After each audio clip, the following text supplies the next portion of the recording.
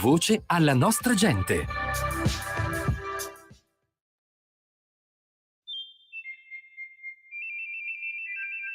Va ora in onda La grande città con Carla De Bernardi. Si può vivere.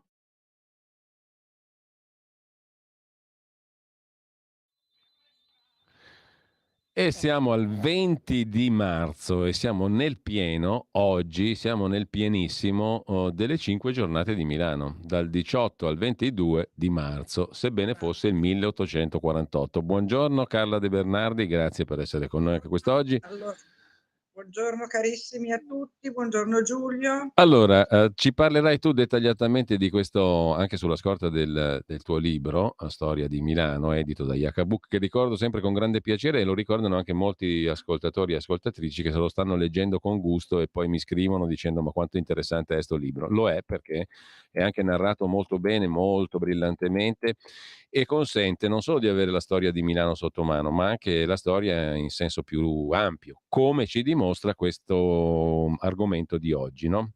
Perché le 5 giornate di Milano furono in realtà una delle manifestazioni di ribellione di quello che fu l'anno top per le ribellioni ottocentesche, il 48, che non a caso divenne anche un proverbio, no? È successo un 48, un modo di dire. Perché? Perché in giro per l'Europa si manifestavano le intolleranze ai regimi dispotici, autoritari, alla monarchia assoluta. Non a caso noi abbiamo l'antenato della nostra Costituzione che nasce proprio nel 48, lo Statuto Albertino, che per alcuni discutibili aspetti è ancora in vigore con la Costituzione della Repubblica Italiana. Mi riferisco per esempio alle nomine di senatori a vita e compagnia bella. Ma comunque, al di là di questo, nel 48 i popoli si risvegliano e quella di Milano fu effettivamente una delle rivolte più popolari in questo senso, cioè alla quale parteciparono di più i cittadini comuni, il popolo vero e proprio. Non è un modo di dire, mi sembra, no Carla? Fu proprio No, una roba di assolutamente. popolo. Voglio dare una informazione di servizio a chi può farlo. Io lo farò oggi alle 11. È aperta la cripta Sì, esatto. 11 e 15 mi dei Piazza sembra. 5 Giornate Alle 11 e del alle 15 monumento. anche, no? La cripta è aperta tutti i giorni, mi sembra 2 volte al giorno. Io vado oggi alle 11, bisogna però iscriversi. Chi volesse visitarla, ovviamente fino al 22 marzo, quindi per tutte le 5 giornate, deve andare sul sito del cimitero monumentale, che è monumentale.comune.milano.it/eventi/5 giornate. Io credo che sia molto interessante, poi la prossima volta vi dirò com'era, perché apre appunto la cripta dove sono stati portati, nell'ossario ovviamente, tutte i resti dei rivoltosi che morirono durante le 5 giornate. Come hai detto tu, Sì. lì, in quel momento l'Italia era in mano in larga parte a regimi autoritari. Diciamo che l'antefatto delle 5 giornate risale al 1820, quando ci furono i moti carbonari al sud, quando Silvio Pellico nel 22 finì allo Spielberg con Maroncelli, eccetera, eccetera. Insomma, parte da lì il vento rivoluzionario, perché sappiamo che il Lombardo-Veneto fu istituito dopo il congresso di Vienna, no? Quando il nostro caro Napoleone, di cui parleremo ampiamente quando sarà il suo anniversario di morte, quindi il 5 maggio, ricordati che parleremo di quello, viene costituito il Lombardo-Veneto praticamente con 2 capitali, una in Veneto e una a Milano, e a Milano si insedia il feldmaresciallo Radetzky, che non era un simpaticone, anzi era veramente uno stronzo per dirlo in termini. E non è più il regime, diciamo, illuminato di Maria Teresa e Giuseppe II, che erano destra, come direbbe Lucia sinistra. Annunziata, come Sì, direbbe... esatto.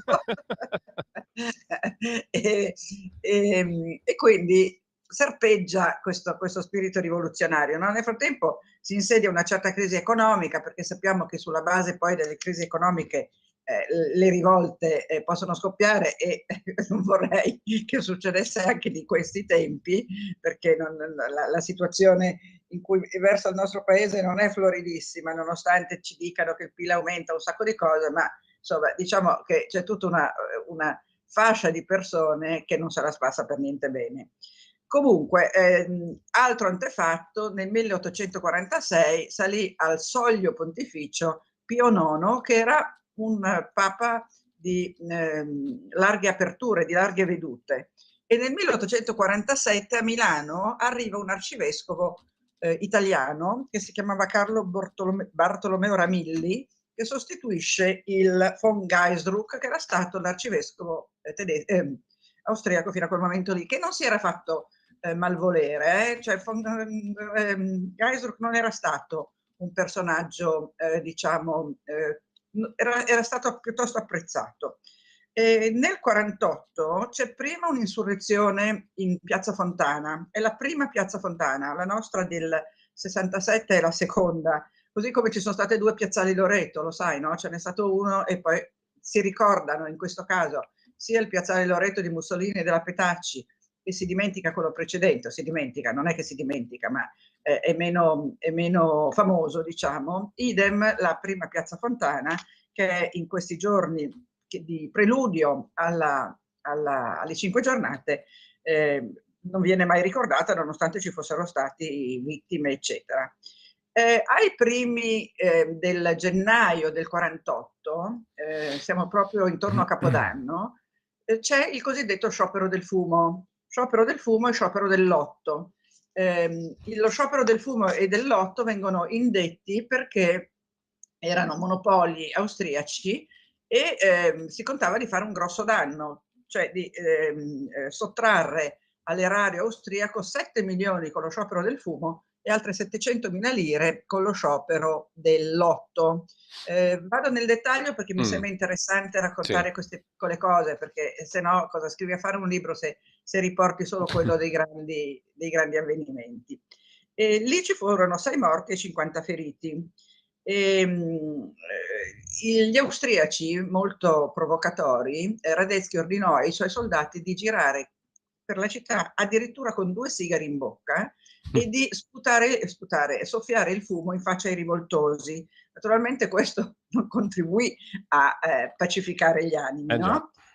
Il 3 gennaio ci fu una rivolta capeggiata da un certo signore di cui non ricordo il nome, ma che ruotava intorno alla pasticceria Cova, cioè c'erano dei rivoluzionari alla pasticceria Cova. Sì. Considera che le 5 giornate erano state preparate nel salotto della Clara Maffei e di Carlo Tenca, dove si riunivano Manzoni, D'Azeglio, che di Manzoni l'ho già detto l'altra volta era il genero, Hayez, Verdi, tutta questa gente qua e i rivoluzionari borghesi, chiamiamoli così, che prepararono le 5 giornate. Il 18 marzo cosa succede? Come si arriva alle 5 giornate? Si arriva col fatto che si sparge la voce, intanto in, come si chiama, in Piemonte, a Napoli e in Toscana è stata concessa la Costituzione. Piemonte lo Statuto Albertino che tu dicevi prima, che tra l'altro lo Statuto Albertino è uno dei motivi per cui nel dopoguerra, nel secondo dopoguerra, venne creata la famosa, come si dice, effetto Spoletta del fatto che le leggi dovessero passare continuamente tra la Camera e il Senato, tra il Senato e la Camera per essere approvate, perché ci si ricordò come Mussolini riuscì a sciogliere le Camere in 448, no? E quindi si creò questo sistema che abbiamo tuttora, per cui si hanno 2 Camere con pari poteri che devono approvare tutte le leggi e che è un po' una rigidità del nostro sistema, poi ognuno la pensa come vuole. E quindi lo Statuto Albertino venne concesso in Piemonte, a Napoli c'erano i Borbone, c'era Ferdinando II di Borbone, in Toscana Leopoldo II, loro concedono la Costituzione. In Italia, in Lombardia si sparge la voce, ed era così, che Metternich a Vienna si era dimesso, perché anche lì c'erano i disordini, a Berlino e a Budapest grande casino, e quindi in Italia si decide di passare all'azione. Il viceré, che era Ranieri Giuseppe, e il capo del governo Spaur, scappano a Verona, quindi anche loro come si dice, cuor di leone, no? E scoppia la rivoluzione, il mondo si capovolge. Vengono fatte 1600 barricate per le strade, che peraltro vengono bagnate per evitare che prendano fuoco. Radetzky ha 15.000 soldati, si rintana nel castello sforzesco, intanto la città insorge, ma insorge a tutti i livelli, nel senso che nei bar, nelle strade, nelle case, dappertutto cominciano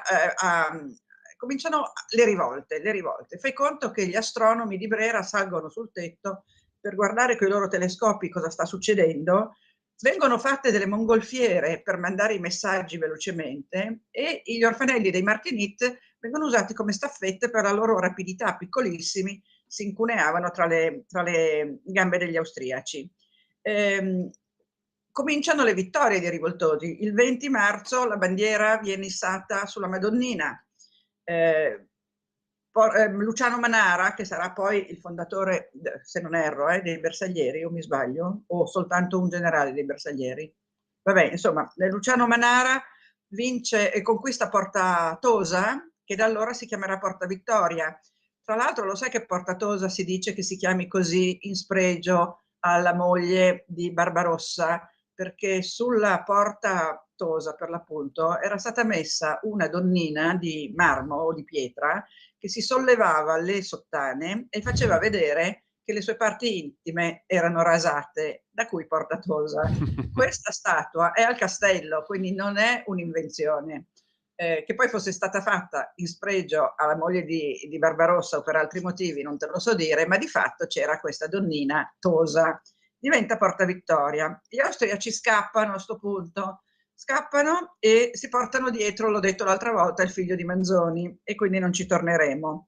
In città viene insediato un governo provvisorio, il podestà è Gabriele Casati, il suo vice è Cesare Correnti, e la prima cosa che fanno pensa a ridare i diritti agli ebrei, a cui erano stati tolti, poi ridati, poi ritolti, poi ridati.